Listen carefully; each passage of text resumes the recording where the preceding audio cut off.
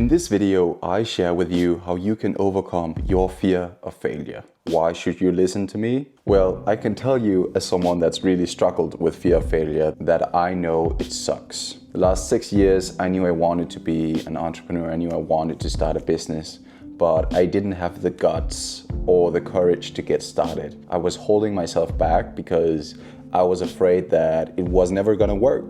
And guess what? Because I was afraid of that, I never got anywhere. The fear of failure held me back from doing anything. I had a few failed attempts of starting businesses, but I never got anywhere significant. And so I know how it feels to really want to do it, but you're just so scared that it might not work out, or what if people laugh at you for trying to do it, or what if people say no, like what?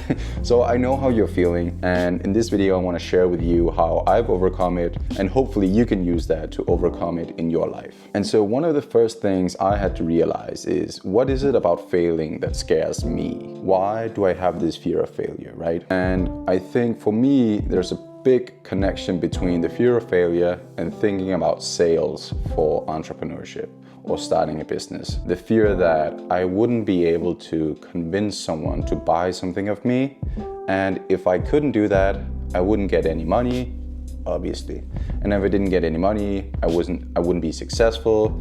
And if I wasn't successful immediately, people would laugh at me and think that basically I was a failure and that I could never make it work. And I put a lot of this fear of failure, I projected onto the friends and family I had around me, thinking that this was their thoughts. And luckily it wasn't, but at the time I didn't know. And so for me, I realized that the fear of failure came from being afraid of sales, being afraid of trying to sell something. I also realized that the fear of failure was because that I felt inexperienced, like I was afraid to try sales or to try and sell something because I didn't feel like I had something that was valuable to sell. Once I realized that, I could then move on. I'm taking this quick break to remind you that if you like this video so far, please leave a subscribe. We're trying to reach 1,000 subscribers to reach more people, change more lives, and help more people start their businesses. If you would do that, I'd be eternally grateful. If you're not at that point where you know why you have this fear of failure,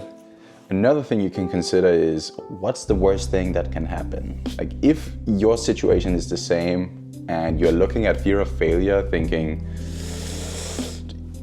I'm not sure this is me, I'm not sure I can do this, I'm not sure I can try and sell something. Like, what's the worst thing that can happen? Imagine you go and try and ask your friends if they want to buy a t-shirt off of you, if they want to buy a cooked meal off of you, some kind of service. If they say no, they've just said no. Like, you are in exactly the same situation as you was before. Nothing's changed. Now you simply know that this might not be for them, or you might know that this could be for them, but you didn't ask the right way. And so, of course, there is an extreme risk, or there is this extreme edge scenario where you ask them and they get really upset because you dared ask them if they wanted to buy something off of you. And in that case, they probably aren't that good of a friend anyway, except if you make some kind of unreasonable ask, of course. And so thinking about, like, what's actually the worst thing that can happen? Like, if I go and ask that girl out, she says no, and maybe she says no publicly, or maybe her friends are there, or maybe your friends are there, but if she says no, you're in the same situation as before. Or if you try and start the business and you try and reach out to people and they don't answer you, you're still in the situation as before. And so what Hormozy says, which I kind of like to reiterate in this point, is that if you have nothing going for you, then you also have nothing to lose. And I think that's very powerful in terms of dealing with this fear of failure, that if we are really starting at zero, there's not much to lose anyway. And so, contrary to what can go wrong, I think it can also be a help to think about, what if I don't do this? What if I don't take this chance and try and make it work? What if I continue on the same trajectory that I'm on right now? Am I gonna be comfortable with that life?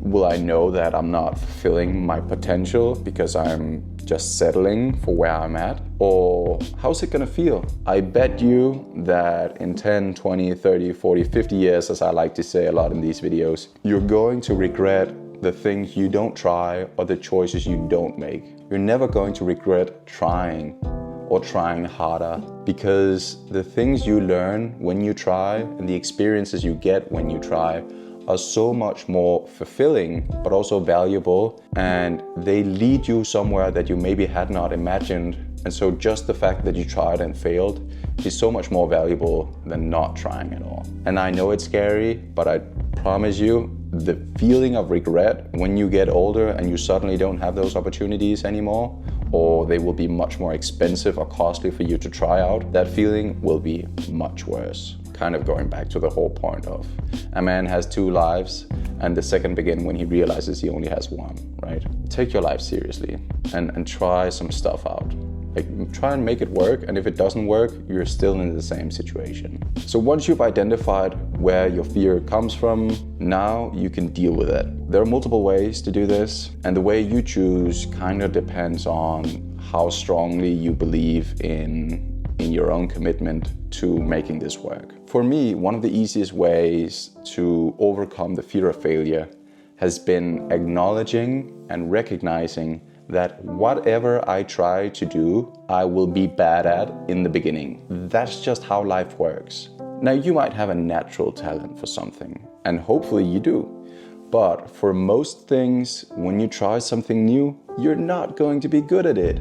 And that's completely natural. You can even laugh at that, because it is kind of comical that we expect that when we try something new, that we're going to be good at it. Me, whenever I venture into something new, I expect not to be good at it. And the reason I do that is because I know that will then allow me, in my mindset, to view it as an opportunity to learn. And if I view it as an opportunity to try and to fail, to learn from, then I'm much more likely to go from being bad at it to becoming good at it, if I try for long enough, of course. And so recognizing that initially you're gonna be bad at most things, but being willing to then try and fail and learn from those failures just to get the experience and then become good at things, that will help you start almost anything. Even if the thing seems scary, you recognize, okay, this is scary.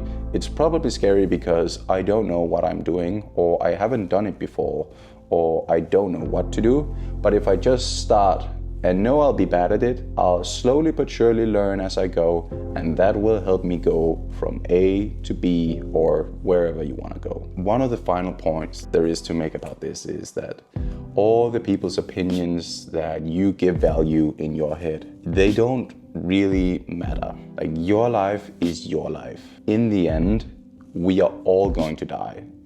Nothing can prevent that, at least as it is right now. That means that if you allow your life to be dictated by what you think other people's perception of you is, and that holds you back from doing the things you want to do in your life, or pursuing things that give your life meaning, or keeps you from living the life you want, then you're going to be miserable. And unfortunately, down the line, you're probably going to realize that it is this way. But my point here is to help you realize it now, instead of having for you to wait those 10, 20, 30 years before you realize that the other people's opinions don't matter. Like, you can listen to your parents, you can listen to your spouse, your siblings, your friends, your family. And if people really care about you, it's a good idea to listen. But it is your opinion about your life that matters the most. Since we're all going to die, why would it ever be worth it to worry about other people's opinions and let that keep us from fulfilling our own potential? And so I hope you can use this video about how I've dealt with fear of failure and how you can deal with it and overcome it. And I hope this will encourage you to get started with business on your own. And maybe you already have started a business. I hope this can help you take that commitment and that next step and really dive into it. Why do I say that? Well, my mission with the Discipline Group is to make entrepreneurship available to anyone. And so if overcoming the fear of failure helps you get there, then I'm very happy. I hope you found value in this video. If you did, please leave a like or comment, whatever kind of video you want to see next. Again, I hope you subscribe so we can help more people. And as always, of course, stay disciplined.